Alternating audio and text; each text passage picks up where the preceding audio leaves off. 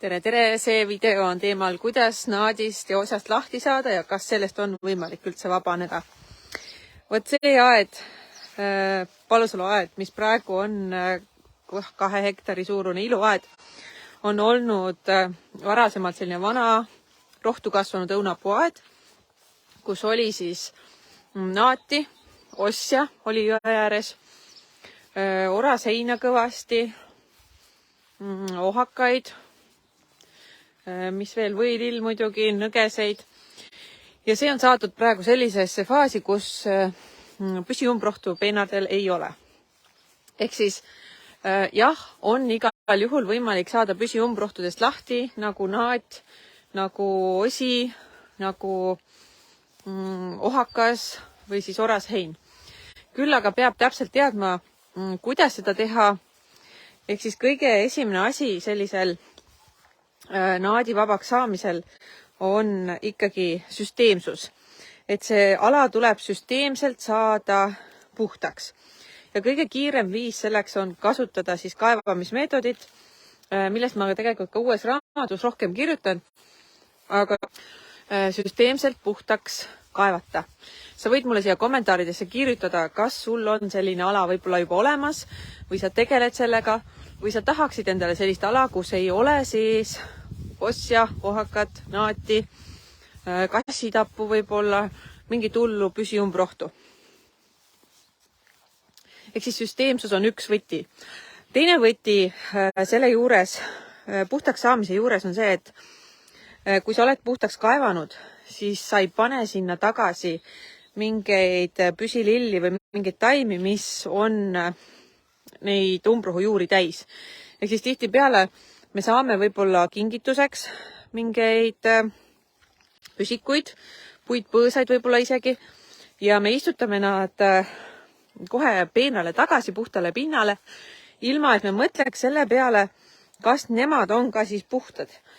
Ehk siis selliste kingiks saadud taimede juurde vahel võib olla ka umbrohujuuri, mis toovad sulle selle naadi tagasi või osja tagasi. Siis kolmas asi on see, et sa ei tooks enda aeda igasugust mulda. Eriti ma mõtlen just näiteks sõelutud mulda, kus on sees tihtipeale väiksed juurejupid ja eriti just naat ja osi. Sellega tasub ettevaatlik olla. Siis, mis on veel hästi oluline, kui sa oled selle ala puhtaks teinud, nii hästi, kui sa oled siis saanud välja kaevata, siis järgmine asi on järelhooldus, mida peab samamoodi tegema ühest küljest süsteemselt, teisest küljest järjepidevalt. Ehk siis, kui sa ühel aastal kaevad selle ala puhtaks, kas siis naadivabaks või osjavabaks, siis see ühe aastaga see täielikult 100% puhas tulemus ei pruugi tulla. Ja üldjuhul ei tule, sellepärast, et osjajuured ulatuvad väga sügavale, isegi mitme meetri sügavusele.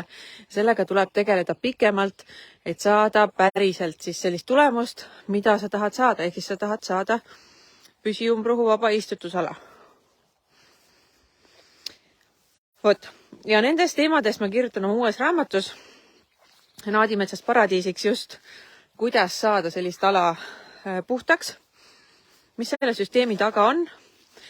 Ja sa saad ennast panna muidugi kirja ootelisti ja ma kutsun sind osalema ka siis raamatu esitlusel, mille kuupäevad sa leiad siit Facebooki grupist ja muidugi mingil hetkel ilmselt siit videolt ka ma proovin need siia lisada. Ja ehk siis, kui sa tahad, et su aed oleks vähem hoolt nõudvam, et sa ei peaks kogu aeg mingite osjade ja naatidega rinde pistma, siis tasub see asi ette võtta. Ja mitte nii-öelda suvaliselt rahmida. Vot, siuke lugu. Aga ma soovin ilusat nädalavahetust ja naudi kevadet. Tšau!